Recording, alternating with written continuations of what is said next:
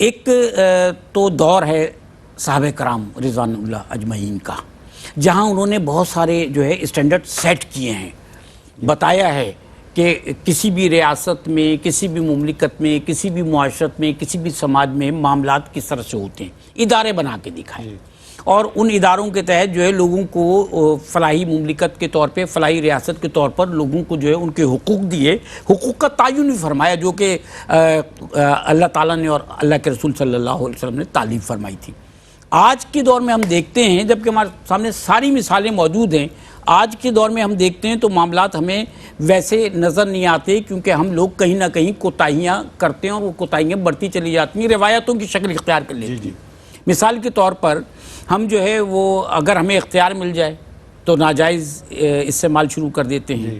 ہم ڈیوٹی بھی اپنی، شاید ہم میں سے، ہم کا مطلب سب نہیں، ڈیوٹی بھی پوری طرح سے انجام نہیں دے رہے ہوتے ہیں بعض جگہ، اور پھر ہم یہ بھی کرتے ہیں کہ ہم سرکاری املاک پر قبضہ بھی کرنا شروع کر دیتے ہیں۔ یہ ساری بھی تو حق تلفیاں ہیں۔ جی بالکل، فرمائیے گا۔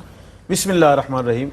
دیکھیں، اللہ تعالیٰ کی طرف سے کوئی اختیار ملنا یہ ایک بہت بڑی ذمہ داری ہوتی ہے، اور خوش نصیب وہ ہے جو کما حق کو اس ذمہ داری کو ادا کرے، اور جو نہیں ادا کر گیا اس کے لیے پھر اللہ پاک معاف کر دے تو اور بات ہے، ورنہ بہت مسائل ہیں۔ ہمارے ہاں قبضہ کر کے بیٹھ جاتے ہیں، اور پھر وہ اپنا حق سمجھ لیتے ہیں، اور پھر وہ یہ سمجھ لیتے ہیں کہ اس کا مالک ہی میں ہوں، اور اگر اختیار مل جائے تو آج کل کے لوگوں کو جو اختیار مل جائے، ان کی آکڑ اور تکبر سے تو فرعون بھی شرمائے، گردنوں میں سریے پڑ جاتے ہیں۔ جی، اس حوالے سے میں دو باتیں آقا علیہ السلام کی طرف سے جو رہنمائی صاحب اختیار لوگوں کو دی گئی ہے اس پر میں عرض کروں گا۔ حضور سید عالم صلی اللہ علیہ وسلم نے ارشاد فرمایا، سید القوم خادمہم، قوم کا جو سردار ہے وہ اس کا خادم ہوتا ہے، یعنی جس کو جو اختیار ملتا ہے، اقتدار ملتا ہے، وہ اس لیے نہیں ملتا کہ وہ سریا گردن میں ڈال کے لوگوں کو خادم بنا کے اپنا وہ بیٹھ جائے مخدوم بن کے۔ ایک تو سر یہ وہ والا لیول ہے، جی، ایک لیول یہ ہے کہ کسی کو سرکاری منصب میں بھی کچھ اختیارات مل جائیں جی، تو اس کی حالت بھی ایسی ہوتی ہے، کوئی ناجائز جو ہے وہ ان اختیارات کا استعمال شروع کر دیتا ہے، جس میں وہ جو رشوت سفارش والے معاملات ہیں وہ بھی حق تلفیاں ہی ہیں نا، وہ بھی شروع ہو جاتے ہیں سر، بالکل معاشرتی اعتبار۔ اور اس حوالے سے بھی میں جیسے عرض کر رہا تھا کہ آقا علیہ السلام کی رہنمائی، حضور علیہ السلام نے ایک شخص کو جو ہے نا زکوٰۃ کے لیے عامل مقرر کیا کہ وہ لوگوں سے زکوٰۃ وصول کرے۔ زکوٰۃ لے کے جب وہ آئے تو انہوں نے عرض کی کہ یہ زکوٰۃ ہے اور یہ مجھے لوگوں نے ہدیے دیے ہیں، گفٹ دیے ہیں، تحفے دیے ہیں۔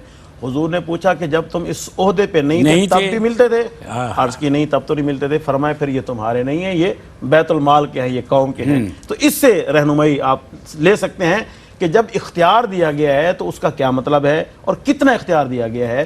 تو صاحب اختیار کو تو تحفے جو اختیار کی وجہ سے مل رہے ہیں وہ بھی اس کو استعمال کرنا جائز نہیں ہے، چاہے جائے کہ وہ سرکاری املاک پہ قبضہ کر کے بیٹھ جائے۔ اس حوالے سے حضرت سیدنا ابوبکر صدیق رضی اللہ تعالیٰ عنہ کے دور کا ایک واقعہ ہے کہ حضرت سیدنا صدیق اکبر رضی اللہ تعالیٰ عنہ کی زوجہ نے عرض کی کہ مجھے میٹھا کھانے کا دل کر رہا ہے، گھر میں کبھی کوئی میٹھا بنائے۔ یعنی اس دور میں میٹھا جو ہے نا بہت مہنگی ڈش سمجھی جاتی تھی اور بڑی مشکل سے بنتی تھی، تو عرض کی کہ مجھے میٹھا کھانے کا دل۔ حضرت ابوبکر صدیق نے فرمایا کہ میرے پاس ایسے وسائل نہیں ہیں، تو زوجہ نے کیا کیا، جو روزانہ کا خرچہ ملتا تھا تھوڑا تھوڑا بچت کر کے جمع کرتی رہیں۔ جب دیکھا بھی اتنا ہو گیا ہے کہ اب میں میٹھا بنا سکتی ہوں تو انہوں نے میٹھا بنایا۔ جب میٹھا حضرت سیدنا ابوبکر صدیق کی خدمت میں پیش کیا گیا، آپ حیران ہو بھی یہ میٹھا کہاں سے آ گیا؟ تو زوجہ نے عرض کی کہ میں نے، ہمیں جو روز کے اخراجات ملتے تھے بیت المال سے، اس سے تھوڑا تھوڑا میں نے بچت کر کے جمع کر کے یہ میٹھا بنایا ہے۔ تو حضرت سیدنا صدیق اکبر نے کیا ارشاد فرمایا، پوری امت کے لیے رہنمائی ہے۔ آپ نے فرمایا کہ اس کا مطلب ہے وہ جو تھوڑا تھوڑا بچت ہو رہا تھا وہ ہماری ضرورت سے زیادہ تھا، تو آپ نے بیت المال سے اتنا جو ہے نا کم کرا دیا اپنا جو خرچہ۔ کیا بات ہے!